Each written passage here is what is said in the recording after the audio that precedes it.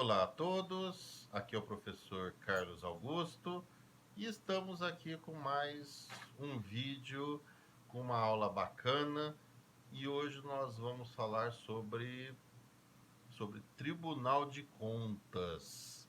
Tribunal de Contas. O que nos interessa aqui sobre o Tribunal de Contas? Olha, o que nos importa aqui é entender em linhas gerais para que serve o Tribunal de Contas, como é a sua estrutura, se falar bem resumida, linhas gerais já falei. E vamos ver duas peças que são apresentadas no processo do Tribunal de Contas. Olha, isso eu acho que é uma surpresa para todo mundo, né? Ninguém imaginou estudar essas peças, não é? E eu tenho a satisfação de passar isso, de gravar esse vídeo, passar isso para vocês, porque Tribunal de Contas é uma coisa que eu mexo desde sempre, desde que eu entrei na procuradoria do município, eu mexo com isso, né? Então é muito gratificante sim, poder trocar experiência com vocês, tá? Sobre isso, contar o que eu sei e tal. Mas são em linhas gerais, viu? Porque não tem um propósito em si estudar o Tribunal de Contas aqui como órgão de controle externo da administração pública. Não. O propósito, o foco nosso aqui é o preparo de peças que serão apresentadas perante o Tribunal de Contas, tá bom? Bom, o Tribunal de Contas é um órgão independente. Independente não é só no nome, não. Lembre-se das lições de direito administrativo. Órgão independente é aquele que tem previsão na Constituição Federal e que não pode ser extinto, porque são considerados como cláusula pétrea. Você pensa em extinguir, o que você acha? Dá para fazer uma emenda constitucional extinguindo o Ministério Público? Não dá. E nem o Tribunal de Contas, tá? Bom, o Tribunal de Contas é um órgão independente. Ele integra, apesar do seu nome tribunal, ele integra o poder legislativo. Tem gente que acha que porque é tribunal ele pertence ao judiciário. Não é. Ele integra o legislativo. Mas ele não é subordinado ao órgão legislativo. Então, por exemplo, o Tribunal de Contas da União, ele integra o Legislativo Federal e ele não é subordinado ao Congresso Nacional. Não, ele não, hierarquicamente, ele não é subordinado. O Tribunal de Contas do Estado de São Paulo integra o Poder Legislativo do Estado de São Paulo. Entretanto, o Tribunal de Contas Estadual, ele não está hierarquicamente submetido à Assembleia Legislativa. E a mesma coisa no Tribunal de Contas Municipal, por exemplo, o Tribunal de Contas Municipal do Rio de Janeiro. Ele integra o legislativo do município do Rio de Janeiro, mas ele não está subordinado à Câmara de Vereadores do Rio de Janeiro. Bem entendido isso, né? Bem, quando eu falo Tribunal de Contas, estou falando de uma instituição. Não existe só um Tribunal de Contas. Em primeiro lugar, nós temos o Tribunal de Contas da União. Ele vem disciplinado pela Lei Federal 8443 de 1992. Essa é a lei orgânica do Tribunal de Contas da União Federal. Ele é encabeçado pelos ministros, então são ministros do Tribunal de Contas da União, e esses ministros contam com o auxílio dos chamados auditores. Auditores, os ministros são escolhidos pelo presidente da República e pelo Congresso Nacional. Os auditores, eles são concursados. E tanto os ministros quanto os auditores do Tribunal de Contas da União, eles têm vitaliciedade. É interessante isso. Então nós temos o Tribunal de Contas da União, um Tribunal de Contas da União. Aí, cada Estado membro, cada Estado federado, ele terá um Tribunal de Contas estadual. Então, por exemplo, o Estado de São Paulo tem o Tribunal de Contas estadual do Estado de São Paulo, Santa Catarina tem o seu Tribunal de Contas. E é interessante que alguns estados, eles possuem o Tribunal de Contas estadual, que só cuida das contas do Estado, e um Tribunal de Contas estadual, mas que só cuida das contas dos municípios. É interessante, isso acontece, se eu não me engano, na Bahia, se eu não me engano, no Pará. Isso acontece. Então você tem o Tribunal de Contas estadual, mas na verdade você tem dois tribunais de contas estaduais. Um que cuida só do Estado e outro só dos municípios. Tem isso, viu? Então, cada estado vai ter o seu Tribunal de Contas. E os municípios? Bom, quando a Constituição foi promulgada, em outubro de 1988, ela definiu o seguinte: os municípios que já tivessem tribunais de contas, eles continuariam com seus tribunais de contas, mas não podia criar mais outros tribunais. Então, na época que a Constituição foi editada, a gente tinha o Tribunal de Contas Municipal em São Paulo, na capital, né, do estado de São Paulo, e na capital do estado do Rio de Janeiro, o Tribunal de Contas Municipal do Rio de Janeiro. Só que a Constituição vedou a criação de novos tribunais ou conselhos de contas municipais. Então, Belo Horizonte é uma cidade grande, grande, mas não pode, mesmo que ela queira, eu quero criar o Tribunal de Contas Municipal de Belo Horizonte. Não dá, não pode, a Constituição proibiu. Os que tinham, era só São Paulo e Rio de Janeiro, continuam. E não podem ser criados outros mais. Bom, como que é a composição dos tribunais de contas estaduais e municipais? O da União é encabeçado pelos conselheiros, né? Já os dos estados dos municípios são encabeçados da União são os ministros, O Tribunal de Contas da União são os ministros. Já com relação aos tribunais de contas estaduais e municipais, eles são encabeçados pelos conselheiros. É esse o nome que a Constituição Federal dá, viu? Tribunal de Contas da União, ministros. Tribunal de Contas dos estados e dos municípios, conselheiros. E esses conselheiros, eles também têm auxílio de funcionários efetivos, concursados, que são os auditores. Os auditores, eles têm também, os auditores dos tribunais de contas estaduais e municipais têm também a vitaliciedade, tá certo? Ou seja, o que significa vitaliciedade no serviço público? Significa que você só pode perder o seu cargo em virtude de decisão judicial transitada em julgado. Ou seja, o processo administrativo disciplinar não tira o cargo, tá certo? Bom, e é interessante que a Constituição equiparou, não é, os ministros dos tribunais de contas, os ministros do Tribunal de Contas da União, os conselheiros dos tribunais de contas estaduais e municipais e os auditores tributários algumas carreiras judiciárias, inclusive em nível salarial, em nível de garantias e de salário, né?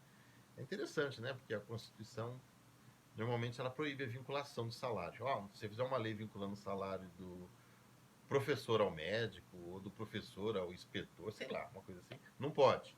A Constituição falou, pode vincular, se for de juiz com membro do Ministério Público e com o pessoal do Tribunal de Contas, né? Isso é bom, bom demais, bom para eles, né? Isso é bom. É a Constituição que definiu isso, né? A gente vai fazer o quê? Está lá escrito. Bom, a estrutura dos tribunais de contas, como que é? Olha, varia. Da União é de um jeito, do Estado do Pará é de outro jeito, do Estado de São Paulo é de outro, do município do Rio de Janeiro é de outro. Cada lugar é de um jeito. Mas, de uma forma geral, o Tribunal de Contas, ele tem primeiro uma estrutura de fiscalização. Pessoal, assim, servidores treinados que fazem a fiscalização in loco e também do material que eles recebem automaticamente pela internet. Hoje a Fazenda Pública, ela manda muita coisa pela internet. Por exemplo, eu faço um aditamento contratual, sou procurador do município, né? Eu dou um parecer e faço uma minuta de aditamento contratual, e esse aditamento, quando ele for assinado, ele vai ser enviado para o Tribunal de Contas automaticamente. Notas de empenho, etc. Muita coisa é mandada automaticamente para o Tribunal de Contas. E o Tribunal de Contas, periodicamente, também requisita. Não é que requer, requisita. Requisitar é mandar, viu? Ele requisita entrega de documentos pela Fazenda Pública, né? E é tudo feito online. Então, hoje se trabalha muito assim, online. E nós temos no segundo nível da estrutura, nós temos aí órgãos técnicos.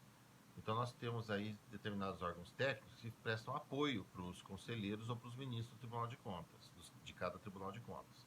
Então, nós temos muitas vezes setor de contabilidade, ou setor de economia, nós temos um setor jurídico, nós temos um setor de engenharia, o Tribunal de Contas faz perícia em obra, tudo mais, né, obra pública.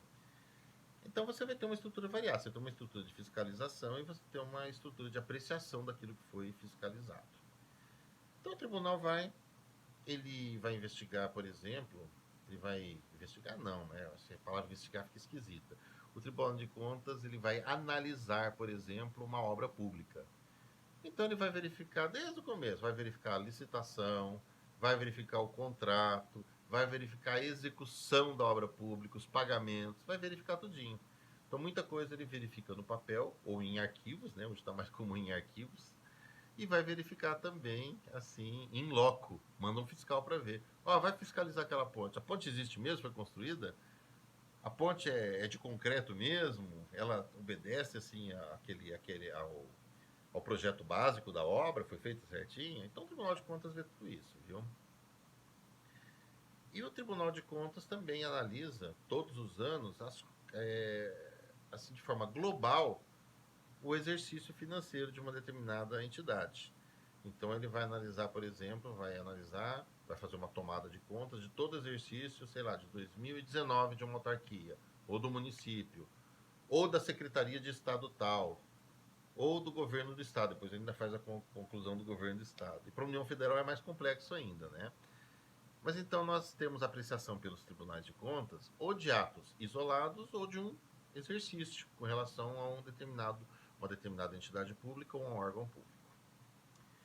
Bom,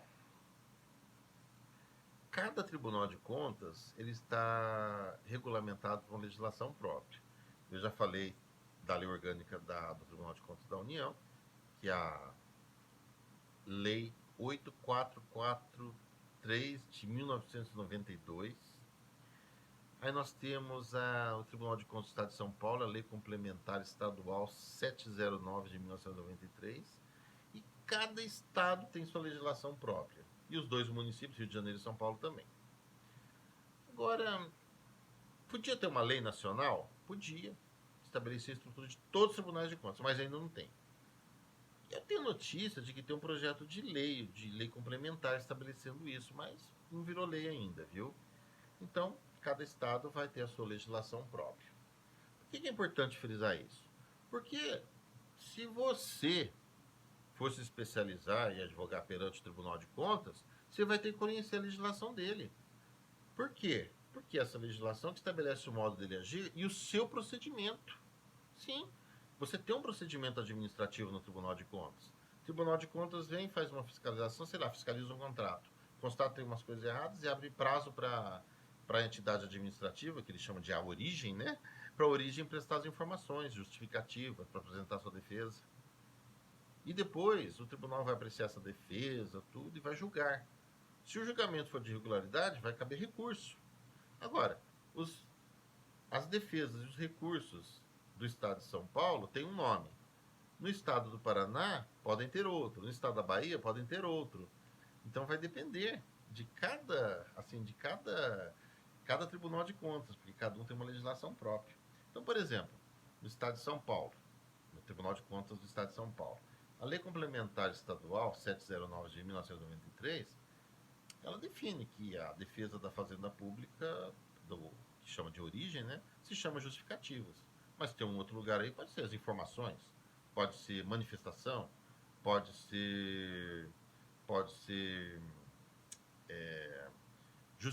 ser também defesa, pode ser defesa só. Outro caso, com relação às decisões do tribunal. No Estado de São Paulo, por exemplo, a decisão com relação a um contrato, uma licitação, um convênio, então o recurso vai se chamar recurso ordinário. Mas tem lugar, tem tribunal que você vai, não existe recurso ordinário, existe pedido de reconsideração. Então, vai variar o nome, tá certo? Mas a estrutura das peças que eu vou passar aqui para vocês, ela é mantida, viu? Aí você vai verificar onde que você vai atuar, onde que você vai advogar. Você, de repente, pegou um caso, mas você vai ter que se inteirar, tá certo? Do procedimento. E aí você vai desenvolver, assim, o seu trabalho, tá certo? Mas atenção com isso, viu? Se você vai advogar perante, por exemplo, o Tribunal de Contas do Estado de São Paulo, e depois você vai atuar, sei lá, no Tribunal de Contas de Minas Gerais, as regras mudam, viu? O nome dos recursos, os prazos, o procedimento. Então tem que se inteirar. Em tempos de internet, isso é muito mais fácil do que antes, viu? Bom, pessoal, vamos lá. Vamos fazer um modelinho de justificativas. Em alguns lugares são chamados de informações, né, ou defesa. Vamos falar das justificativas. Então, o Tribunal de Contas veio, fez uma fiscalização num contrato, numa obra e apontou umas irregularidades. Aí o Tribunal de Contas abre prazo para a origem. O que é a origem? Já falei, né? É a entidade pública envolvida, quem está sendo fiscalizado. Para a origem apresentar suas justificativas. E é isso que nós vamos fazer agora. A gente vai dirigir a petição para o conselheiro, viu? Tem tribunal que a organização dele diz que não é para o conselheiro, é para o auditor. Outro fala, não, é para o conselheiro presidente. Não, para o conselheiro relator. Então, varia, tá certo, gente? Então, tem que se inteirar antes de advogar para o Tribunal de Contas, tá? Mas, vamos dar um exemplo genérico aqui, né? Assim, em termos gerais, para fim de, assim, da gente ter uma peça concreta, porque eu quero passar isso para vocês, eu quero muito passar. Vamos lá. Endereçamento. Endereçamento, a gente está fazendo agora uma justificativa, tá? Que é a primeira defesa do Tribunal de Contas. Vamos lá, a justificativa vai ser assim, endereçamento. Excelentíssimo senhor doutor, conselheiro, relator do Tribunal de Contas do Estado. Eu vou colocar São Paulo porque é a terminologia que eu estou usando é do Estado de São Paulo, tá? Do Estado de São Paulo. Vamos pular umas 5 linhas. Processo tal. No Estado de São Paulo é processo TC número tal, tá certo? Aí tem uma numeração. Nada a ver com aquela numeração do CNJ, viu? Que ela é para processo judicial. Aqui não é processo judicial. O Tribunal de Contas ele tem os processos administrativos dele, viu? Então, processo número tal. Então, vai ter uma estrutura. Processo número tal. Esse número ele vai obedecer uma determinada sequência. Processo número tal. Vamos pular mais 5 linhas. E vamos fazer agora o preâmbulo. Ficaria mais ou menos assim. Vamos falar de um município, fazer de conta, né? Município tal, por meio do seu procurador jurídico. É bacana o procurador, né, apresentar a defesa, né? Tem município que contrata empresa para fazer isso, empresa de assessoria e tal, né? Mas o procurador tem condições de fazer, né? Município tal, por meio do seu procurador jurídico que assina ao final, nos autos epigrafados, que versam sobre a licitação tal, o contrato número tal, matéria tratada no processo administrativo número tal, com fundamento no artigo tal, eu não lembro o artigo de cabeça, acho que é artigo 2º, um dos incisos, mas de cabeça eu não lembro. Artigo 2º, inciso tal, da Lei Complementar Estadual 709 de 1993, vírgula, vem apresentar suas justificativas, vírgula, conforme passa a expor. Fizemos endereçamento, fizemos já o preâmbulo. Vamos lá. Agora fazer o corpo da peça, hein? Primeira parte. Dos fatos. Aqui a gente vai descrever o que aconteceu, né? A gente vai descrever. Então a gente pode escrever mais ou menos assim. A fiscalização do Tribunal de Contas analisou o contrato número tal para execução de uma obra pública assim, assim, que foi objeto da licitação tal.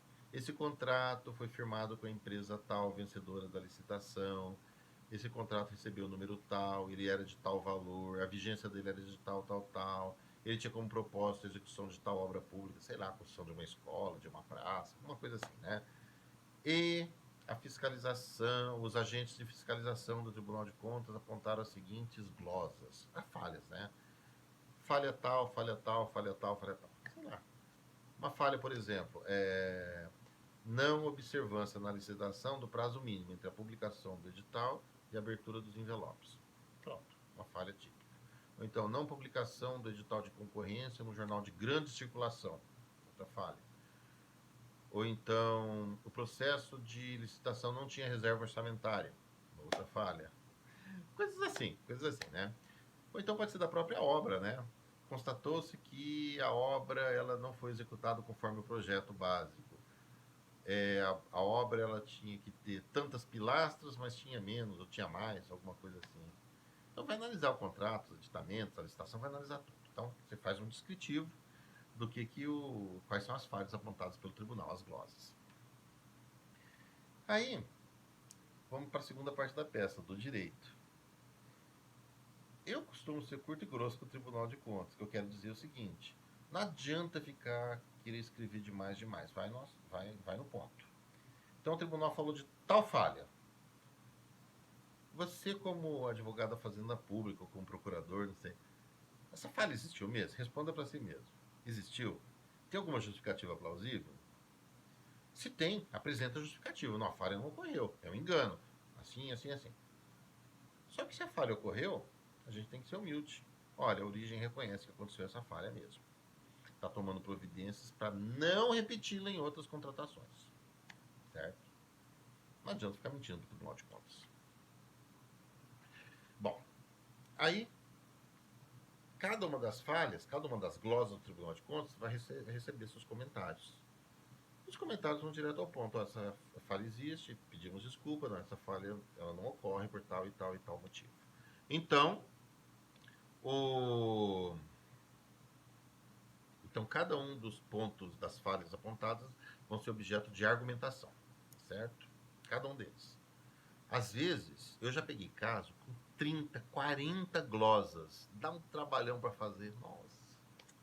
Daí você não faz sozinho, viu? Você pede informação para os órgãos. Sei lá, um contrato para construção numa escola, vou pedir informações para o setor de educação. A gente pede informações, né? O procurador não vai inventar uma história. Não vai inventar. E também não sabe de detalhes. Certo? Tem uma noção, mas pega as informações. Bom. Aí, a última parte da peça é o pedido. Diante do que foi exposto, pede-se que a licitação, o contrato e os atos decorrentes sejam julgados regulares, acolhendo-se as presentes justificativas. Ponto. Local, data, procurador da Fazenda Pública, né? OAB. Acabou. Nome, né? Procurador da Fazenda Pública e OAB. De repente você não é procurador da Fazenda Pública, de repente você está trabalhando para um desses escritórios de assessoria, né? Tem muito escritório que presta assessoria para os municípios. Aliás, de forma legal, porque o próprio Tribunal de Contas diz que pode ser contratada, esses escritórios podem ser contratados com inexigibilidade de licitação, porque eles têm notória especialização. O Tribunal de Contas, ele reconhece isso, tá certo? Então é uma atividade ilícita, tá bom? É o administrador público que tem que saber, né? Ele tem procurador que sabe fazer, que dá conta do recado, mas não precisa contratar. Não, acho que o procurador está sobrecarregado, não sabe fazer direito, aí contrata, né? Aí ficou ao critério do administrador público, né? O que ele vai fazer, tá? Mas é legal essa contratação. Bom, se apresentou a defesa, tal. Só que, infelizmente, lá na frente, o Tribunal de Contas, apesar das suas justificativas, julgou irregular o contrato, a licitação, alguma coisa. O que você vai fazer agora? Apresentar recurso. O recurso, conforme a lei que regulamenta o Tribunal de Contas do Estado de São Paulo, é recurso ordinário. Mas, se você pegar o Tribunal de Contas de outro estado, de um município, tal, o recurso pode ser outro. Ao invés de chamar recurso ordinário, pode se chamar recurso nominado, pode se chamar pedido de reconsideração, pode se chamar outra coisa, certo? Outra coisa. Aí você vê o endereçamento também, certo? No estado de São Paulo, você vai endereçar para o presidente, para o conselheiro presidente do Tribunal de Contas. De repente, em outro estado, você vai endereçar para outra autoridade, para outro conselheiro, para outro lugar, não sei, para a Câmara, para o presidente da Câmara, né, Câmara de Conselheiros do Tribunal de Contas. Depende, viu, gente? Depende, tá? Então tem que estudar antes de onde que você está pisando, tá? Eu, por exemplo, eu sei apresentar as peças aqui no Tribunal de Contas do Estado de São Paulo. Agora, se eu for fazer alguma coisa, fazer alguma coisa, Tribunal de Contas do Maranhão, eu ia estudar antes, né? Pegar a legislação lá, tal, estudar como era o procedimento, o endereçamento, as petições, como são os recursos, os prazos e tudo mais, tá? Então fica o recado. Bom, mas me interessa muito agora passar um modelo de recurso. No estado de São Paulo chama recurso ordinário. O endereçamento é para o presidente pro conselheiro presidente do Tribunal de Contas. Então vamos lá, endereçamento.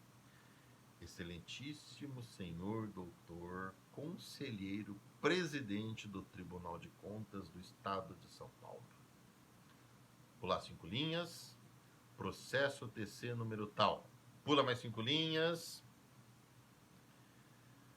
O município tal, por meio do seu procurador, ou do advogado, né? Se você estiver no escritório de assessoria, por meio do seu procurador, vírgula, nos autos epigrafados, que analisaram o contrato tal, licitação tal, não sei o que, vírgula, inconformado com o acórdão, às vezes não é acórdão, às vezes é sentença, dependendo de quem proferiu a decisão recorrida, foi um grupo de conselheiros ou se foi um conselheiro singular ou um auditor, tá? Então depende, vai se verificar. Inconformado com um acórdão proferido que considerou ilegais a licitação, o contrato e os atos e despesas decorrentes, com fundamento no artigo tal. Nesse momento que eu estou gravando a aula, esqueci o número do artigo e não marquei aqui na minha colinha, desculpa aí. Com base no artigo, com fundamento no artigo tal da Lei Complementar Estadual 709 de 1993, vem apresentar recurso ordinário, fazendo-o conforme passa a expor. 2 pontos. Primeira parte da peça, da decisão recorrida. É igual se fosse uma peça judicial, um recurso em processo judicial. Aqui você vai descrever. O acórdão recorrido julgou irregular o contrato assim, assim, a licitação assim, assim, por tal e tal e tal e tal e tal e tal motivo. Você elencou ali, listou os motivos. Aí agora, você vai para a segunda parte da peça, do direito ou dos motivos da reforma. Aí você vai procurar mostrar que, em cada glosa, o Tribunal de Contas ele errou, ele considerou irregular, mas na verdade é uma coisa assim, que tinha uma explicação tal, e que não foi bem apreciada. Ou então, procure mostrar que aquela falha, de repente a falha ocorreu mesmo, que a falha ocorreu, mas que não está ocorrendo mais, que não trouxe prejuízo para a publicidade da licitação, que não houve superfaturamento no contrato, que não teve nenhuma irregularidade mais séria, e pede para relevar. O que quer dizer relevar? Quer dizer que você está pedindo para o Tribunal de Contas ser bonzinho e perdoar. Perdoar. Porque o Tribunal de Contas ele pode julgar irregular, pode julgar regular com ressalvas e recomendações. Né? Então você pede, então nós pedimos que seja julgado regular com recomendação, com ressalva, alguma coisa assim. Então, dá para argumentar com relação a uma glosa? Argumenta, tenta ver se dá para reformar a decisão naquele ponto. Não dá, realmente ocorreu a irregularidade? Argumenta com o Tribunal de Contas, né? Argumenta nesse seu recurso que não é uma coisa assim tão grave, que não teve trouxe prejuízo para o erário, que não teve má fé, não houve cometimento prática de crime, nada mais, não houve improbidade. Pede para relevar, é pedir desculpas. Vamos ver se o tribunal vai estar bonzinho, vai desculpar ou não, né? Bom, e no finalzinho o pedido. Diante do exposto, requer.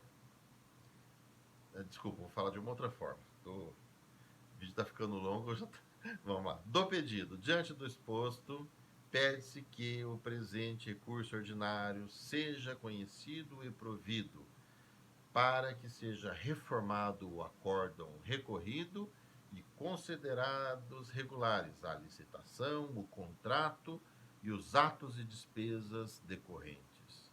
Ponto. A gente gosta de colocar como medida da mais lídima justiça, essas coisas assim. Aliás, lídima é uma palavra que você só usa em peça jurídica, né? Você não vai com os amigos falar alguma coisa, isso é lídima. Você chamar uma moça de lídima, será esquisito, né? Bom, deixa pra lá. Bom, e agora você coloca a parte autenticativa. Local, data, nome do procurador da Fazenda Pública, o nome do advogado do escritório de assessoria, OAB, acabou, fechou. Atenção para observar os prazos. Atenção se é processo físico ou se é processo virtual. Se for processo virtual, confira a plataforma como que é. Por exemplo, a plataforma do Tribunal de Contas do Estado de São Paulo, do processo virtual, não tem nada a ver com a plataforma do Tribunal de Justiça do Estado de São Paulo. Tá certo? Então são plataformas de processos digitais totalmente diferentes, tá bom? Bom, pessoal, mais ou menos isso que eu queria falar para vocês. Então vimos 2 peças. Essas peças elas vão ser muito úteis para quem for fazer concurso para a Procuradoria Municipal, para a Procuradoria Estadual. Essas peças elas também serão úteis para quem for advogar perante o Tribunal de Contas, porque se tem um contrato com uma empresa, não é só o poder público que é notificado para apresentar justificativas, a empresa também. Então você vai no Tribunal de Contas, aqui no estado de São Paulo, fica lá na capital, né, na Avenida Rangel Pestana, são 3 prédios, faz um tempinho que eu não vou lá, mas eu já fui muito lá. Então muitas vezes eu encontrava advogados de empresas lá que estavam consultando processo, apresentando defesa pelas empresas, tá? E Tribunal de Contas não é uma coisa que muita gente mexe, viu? Então é um campo bom para alguém se especializar, tá bom? Última coisa também fora de tá fora de esquadro, né? Uma última coisa que eu vou falar aqui, mas vou aproveitar esse vídeo do Tribunal de Contas. A respeito da carreira do Ministério Público do Tribunal de Contas. Bom, a Constituição fala que o Tribunal de Contas vai ter um Ministério Público. Eu, na minha cabeça, o que deveria ser feito? Você tem, por exemplo, o Tribunal de Contas do Estado de São Paulo, o Ministério Público designava um promotor ou um procurador de justiça para ir lá ficar no Tribunal de Contas, certo? Eu pensava que devia ser assim, mas não, foi criado um Ministério Público à parte dentro do Tribunal de Contas, que não é o mesmo Ministério Público que trabalha nos processos judiciais, é o Ministério Público do Tribunal de Contas. O Estado de São Paulo fez assim, todos os estados fizeram assim, a União Federal, o Tribunal de Contas da União fez assim. O que o Ministério Público faz? Ele dá pareceres, ele não entra com ação judicial, nada, ele dá pareceres. Se ele vê que tem alguma coisa séria, tem que entrar com alguma ação de improbidade, ação civil pública, ele tira a cópia e manda para o Ministério Público lá, o regular lá. Eu, particularmente, eu acho que isso é absurdo. Por quê? Mas a questão é de direito administrativo. É que o Tribunal de Contas já é um órgão independente. O que quer dizer independente? Criado pela Constituição Federal e que não pode ser abolido por uma emenda constitucional. Pronto. E o Tribunal de Contas é um órgão independente. E o Ministério Público é um órgão independente. Se você cria um Ministério Público dentro do Tribunal de Contas, como que pode se ter um órgão independente dentro de um outro órgão independente? Fica esquisito. Fica esquisito. Ficava muito mais fácil o Ministério Público indicar um promotor, ou 2, ou 3, para trabalhar lá no Tribunal de Contas. De repente trocava o pessoal, né? Ora era 3 promotores, depois uns 3, 4, 5 anos, quando eles aprendiam esse serviço, já cansado, trocava e tal. Mas não, se criou um Ministério Público dentro de cada Tribunal de Contas desse país. E eu falo que eu acho que está errado e tal, mas não importa a minha opinião não, viu? Porque o Supremo Tribunal Federal já apreciou isso e falou que, ó, tá tudo certo, pode ser assim mesmo, viu? Então, pessoal, foi bacana ter gravado esse vídeo para vocês. Eu espero que vocês aproveitem. Eu agradeço muito, assim, aqueles que estão acompanhando os vídeos, que estão mandando mensagem, incentivando e tudo mais. Para mim é prazeroso, assim, estar interagindo com vocês dessa forma, viu? Muito bacana. Bom estudo para todo mundo. Espero que vocês tenham gostado. Tchau.